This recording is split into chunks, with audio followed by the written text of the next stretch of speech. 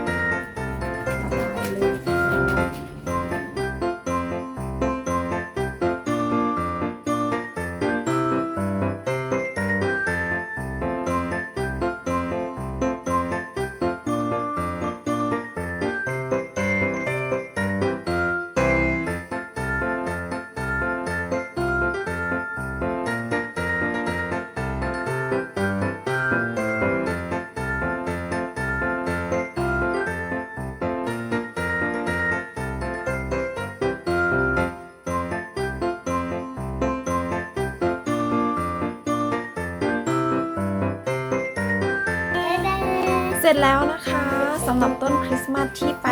ทาสีมาเรียบร้อยแล้วตอนแรกตัดเพราะว่าแบบหมดโอเคครับ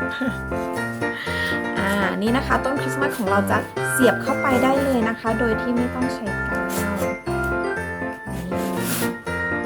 โอเคส่วนฐานนะคะคุณแม่ก็ได้นำทั้ง3 อันเนี่ยมาแปะกาวเพื่อให้มันหนาขึ้นนะคะจะได้มีความหนักแล้วก็ต้นคริสต์มาสไม่ล้มง่ายนะคะยัดได้ไหมครับ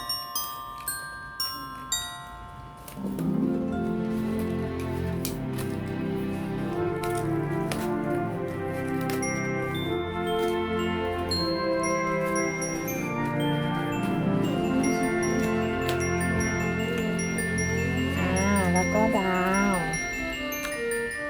ดูสวยมาก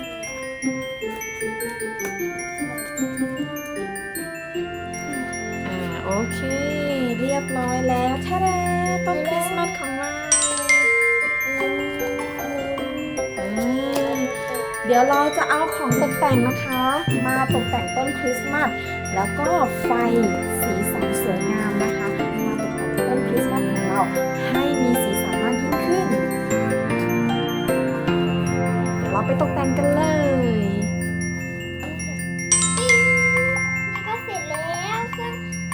มาถึงขั้นตอนการตกแต่งนะคะนะครับเดี๋ยว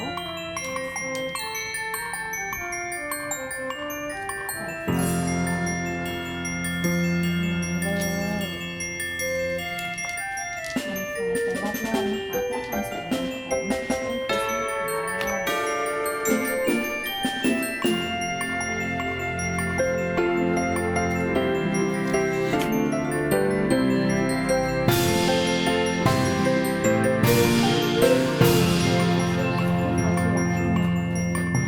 ทีละขั้นนะคะ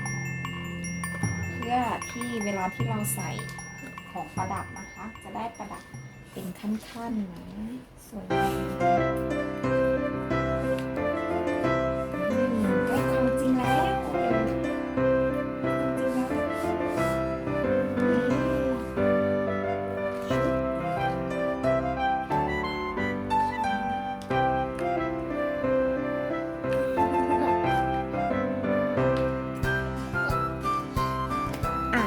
ต่อไปนะคะเป็นการตกแต่งต้นคริสต์มาสนะคะพี่ขอเอาของตกแต่งห้อยรอบๆเลยครับ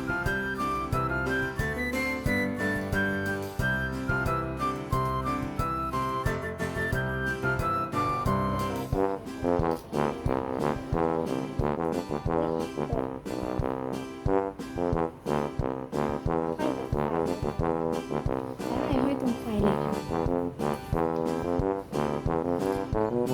แล้วก็มีตัวนี้นะคะที่คุณแม่ทำไว้นะคะมีคลิปนะคะลงไปแล้วเป็นของตกแต่งต้นคริสต์มาสนะคะอันนี้เป็นรูปกวาง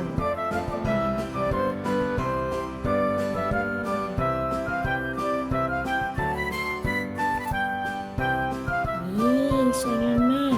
แล้วก็ตัวนี้เป็นรูปซานตาคลอสนะคะที่คุณแม่ทำไว้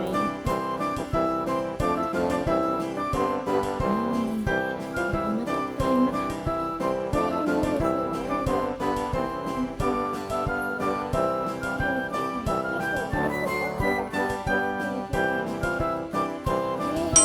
เรียบร้อยสวยงามมาก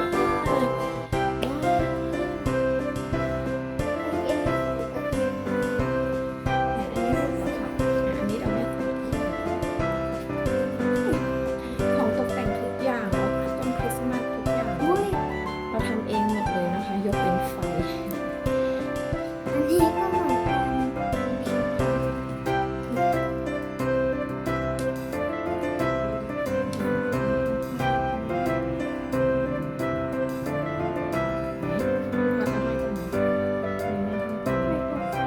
ได้ตรงไฟที่มันแบบ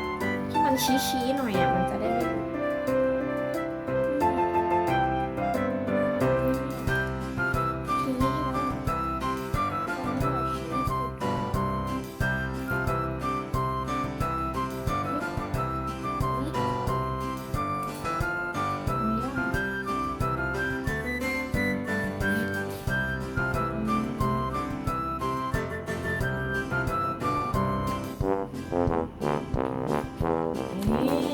สวยงามโอเคเสร็จแล้วเอายังไม่หมด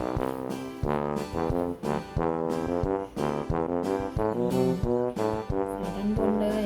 ให้เห็นเป็นรูปนะคะหันด้านรูปมา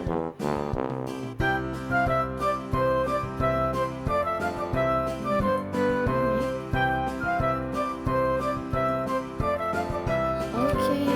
เรียบร้อยแล้วนะคะคริสต์มาสนี้ เชื่อว่าแม่ได้คิด แม่ขออนุญาตเอา ไม่ ด้าน เชื่อว่าแม่ได้คิด อ่า ไม่ อันดับต่อไปเราจะลองเปิดไฟดู จะบอก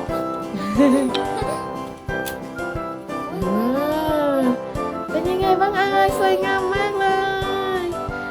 We wish you a Merry Christmas We wish you a Merry Christmas and Happy New Year เสร็จแล้วครับต้นคริสต์มาสของฮอต ทำจากอะไรครับ จากกล่องกระดาษ ว้าวสวยงามมากเหมือนซื้อมาเลยนะคะโอ้โหแล้วของตกแต่งก็สวยมากๆเลยเพียงแค่เราแต่งไฟเข้าไปนี่ก็กลายเป็นต้นคริสต์มาสที่สวยงามแล้วเดี๋ยวเราลองหมุนๆนะมาใกล้ๆตรงนี้ มีคริสต์มาส หมุนๆนะคะ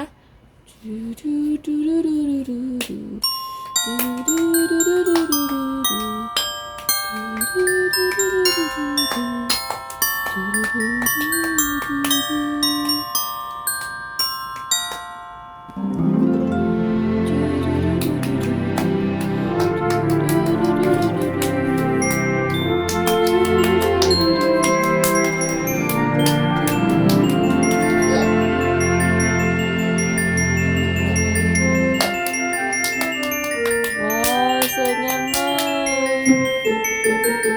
ากเดี๋ยวเราพอดลาเพื่อนๆหน่อยครับ